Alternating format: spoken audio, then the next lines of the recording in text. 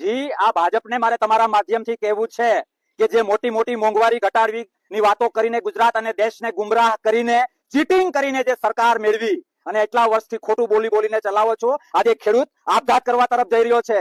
કોઈ પણ વર્ગ હોય, મોંઘવારી કમરતોડ રીતે કેમ જીવવું એ પ્રશ્ન છે. વાત પેટ્રોલની હોય, ડીઝલની હોય, કિચનની હોય, ગેસની હોય, સોયથી લઈને કંઈ પણ લેવા જાઓ તો જે મોંઘવારી પોતાના સ્વાર્થ સિદ્ધ કરવા માટે અને કંપનીઓના ખાતા ભરવા માટે ગવર્નમેન્ટનો કંપની અને કોર્પોરેટ તરફનો પ્રેમ ખુલ્લેઆમ એક એક ગુજરાતી અને એક એક દેશના નાગરિકને મારી રહ્યો છે.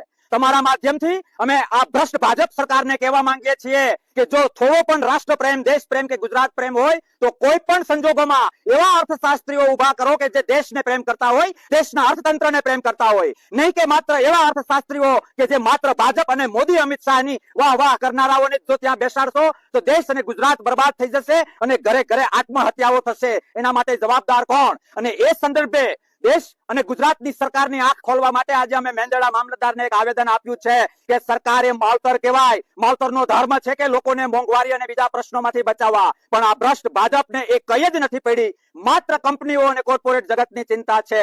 જે ગામડાના લોકોએ, જે ખેડૂતોએ અને જે નાના વર્ગે આ સરકારને ત્યાં બેસાડી છે, સરકાર મારા શબ્દો યાદ રાખજો કે એ જ ગામડાના લોકો, એ જ ખેડૂતો તમને ઘર ભેગા કરશે, કારણ કે મોંઘવારીએ જીવવું હરામ કરી નાખ્યું છે. આજે પણ નહીં અને આવતીકાલે પણ નહીં. હવે હદ થઈ ગઈ. હવે સહન નહીં કરીએ, નહીં કરીએ, નહીં કરીએ, કારણ કે મોંઘવારીથી મોટો કોઈ દુશ્મન નથી. મોંઘવારી, મોંઘવારી. જી એ પણ સાવ ચોખ્ખે ચોખ્ખી વસ્તુ છે કે પોતાના નિગમો, પોતાની કોર્પોરેટ કંપનીઓને સાચવવા માટે લોકોનું જે થવાનું હોય થાય. અરે લોકશાહીમાં જો કોઈ બાપ હોય તો એ લોકો છે.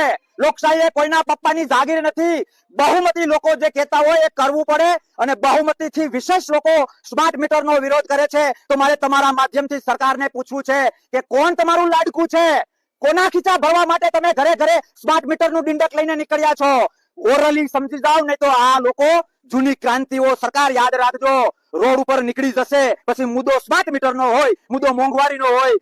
લોકશાહીના લોકો જયારે રોડ ઉપર આવશે તો સરકાર મોઢું સટાડવા માટે ખૂણો નહીં મળે. એ મારા શબ્દો યાદ રાખજો. અને વિધિન એ ફ્યુ ડે, વિધિન એ ફ્યુ મંથ ગુજરાત અને દેશમાં એ આંતર વિગ્રહ થવાની શક્યતાઓ છે. અને એના પાયાનું કારણ હોય તો ભાજપ સરકારની ઇનબેલેન્સ વાળી નીતિઓ છે.